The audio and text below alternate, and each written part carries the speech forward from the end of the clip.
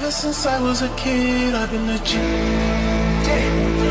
If I was you, I would cut up my wrist.